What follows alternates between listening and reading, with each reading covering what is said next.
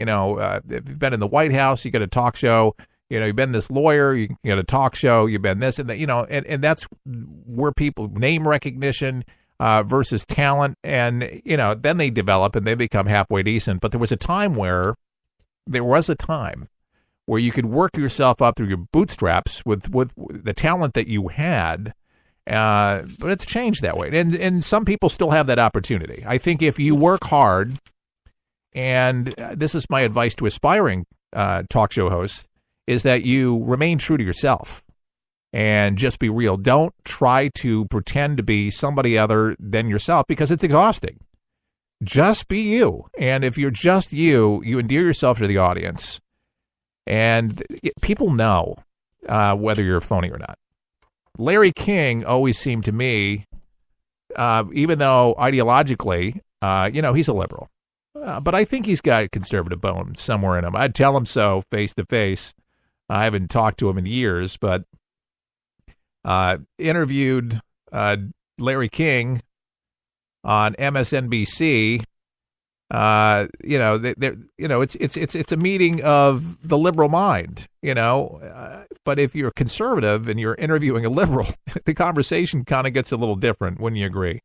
All right. So there was an interview that took place with the icon Larry King, and he said that CNN isn't a news network any longer. A lot of people are like, what? What do you mean it's not a news network any longer? Larry King, the icon Larry King, says it ain't a news network any longer.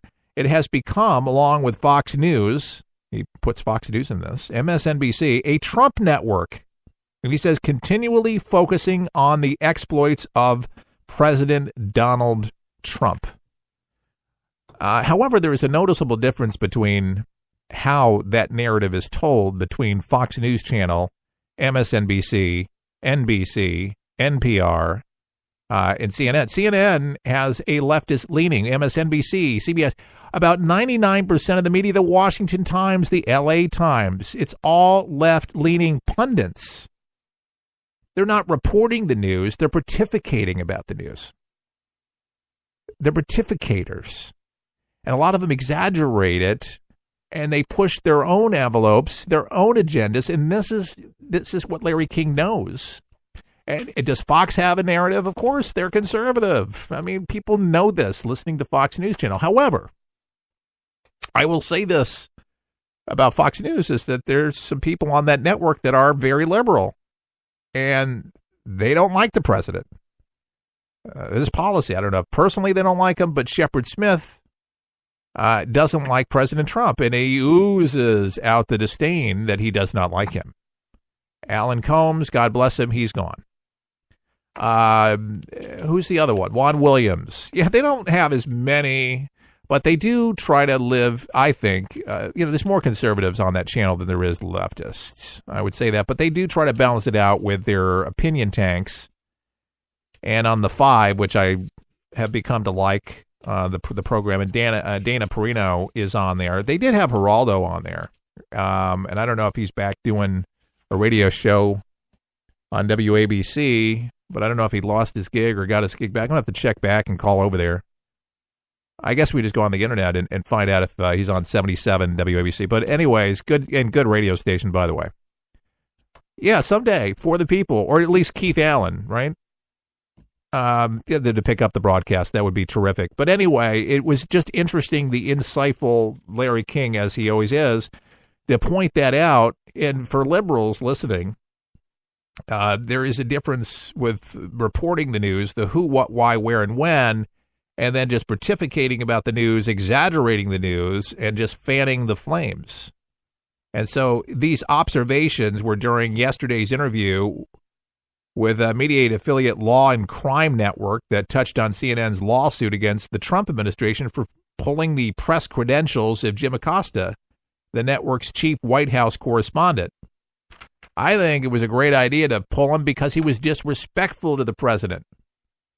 It was the CNN narrative to drill. This wasn't an investigative reporter. This was a press conference to ask a question. He wanted to sit there and challenge him on all sorts of different things. This is not an invasion. Well, you get thousands of people that say they're going to push yourself through that border no matter what you do. We're coming through. It's an invasion. That's what it's called. I don't know what else to call it, but I support the president on this one. And if you watch the footage and listen to it, it's the antagonistic, it's the disrespect. They don't respect. And believe me, there was plenty of people that didn't necessarily agree with Barack Obama that were on the right that were respectful when the president said that was it. They took another question, and other people have press passes. By the way, there was a judge today that ordered the press pass be given back. No comment to the White House as of yet, or comment from them, and I don't know if there will be, but he'll be apparently back in the next time they have a press conference. But he has to be respectful or he'll lose it again. You have to make an example. You got to have respect no matter who is in the White House. Yes, it is the freedom of speech, but it's not a time where you get on a tirade.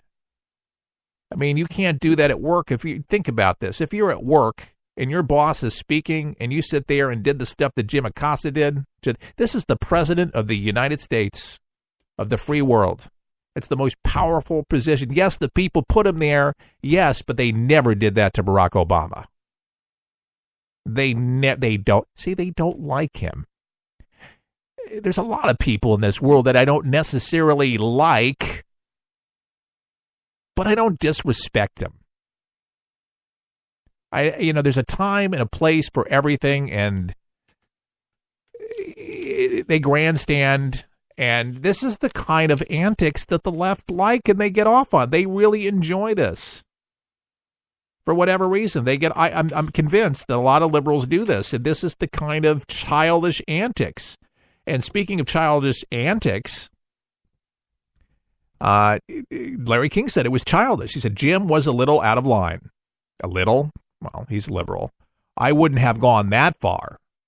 Trump answered one or two questions that he didn't want to answer anymore. You got a room full of people, of all of whom have the right to ask a question. Jim might have gone a little too far. The president kept going back at him. To me, what this was, 8th grade. It was a playground. That's my ball, and I want to play today on the team. It was childish. And then King also criticized the growing trend of journalists and pundits putting themselves at the center of stories, particularly when it comes to Trump. Well, that's very insightful because it's true.